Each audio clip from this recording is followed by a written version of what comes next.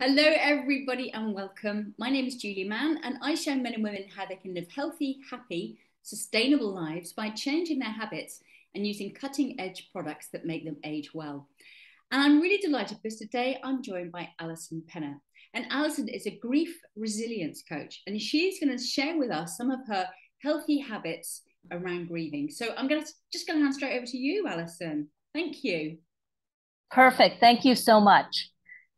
What happens after you lose someone or after you're grieving some kind of loss, any kind of loss, is that there's a physical impact and there's an emotional impact. So it tends to be overwhelming feelings, inability to focus, gaps in memory, and variable energy.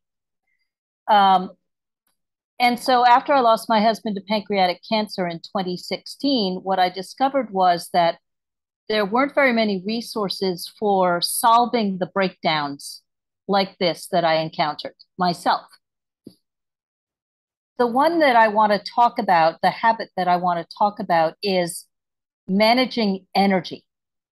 Because sometimes you have lots of energy and sometimes you can barely get out of bed when you're grieving.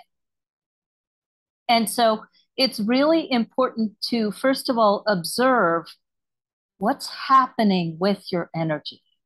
When you wake up in the morning, do you have a lot of energy or very little energy? We use our energy for different things. So sometimes we have energy to reach out to people. Sometimes we have energy to be self-expressive, to do writing, to sing. Sometimes we have energy to do detailed work. Sometimes we have energy to clean the house. And so when you're grieving, it's really important to develop habits around your energy so that you are honoring what your body needs in the face of dealing with the grief. Because one of the things that we don't talk about very much is that grieving itself, healing itself, takes energy. And that's energy that gets taken away from everything else that you need to do. So one of the habits that I recommend, because when you're exhausted, you can't think, is to write down all of the things that you do in your life on a computer, on a big piece of paper, wherever. What that means is that you're not spending energy trying to think up those things when you have none. And you can literally check in with your body and check in with yourself and see what you have energy for that day. So once you have the list, okay, I need to do some self-care. I reached out to my community and I got 100 self-care ideas. So when I was exhausted and really needed self-care, I consulted my list and did the thing that I knew would give me more energy. So the habit to grow your energy is, one, make a list of all the things that you do so that you have kind of a brainstorm of everything. Two, when you wake up in the morning, check in with yourself.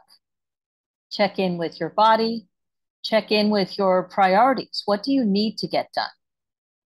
Because we're adults. You know, there are some things you can't shunt off to tomorrow, no matter how you feel. And then choose those things that you have energy for and those things that you absolutely must do to get done that day. So what that creates is a communication between you yourself, how you are, how you're grieving. Some days, there were days I had lots of energy and I would move really fast to get as much as I could done because the next day might be different. So make a list, check in with yourself in the morning, pick a few items. I recommend no more than 3 as priorities and get them done. The last piece that I recommend in terms of your energy is celebrate. We tend to, when we're grieving, look at what we could do before the grief. And we may not be able to do that again for a while. So start where you are and celebrate whatever you can get done. Because if you can reach out to a friend and you couldn't do that yesterday, that's a win to be celebrated. It's also a baby step, but baby steps are steps. And when we're grieving, we forget that we might not be able to make big leaps, but we can grow the building blocks of getting back to thriving. Wow.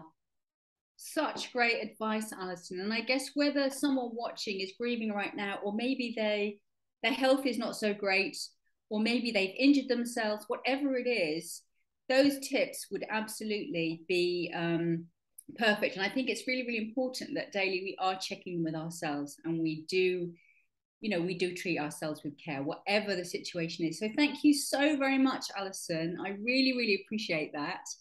You're welcome. Have all your links below this video. So for all of you watching, please do check out Alison's links. My links will be there as well, and find out more.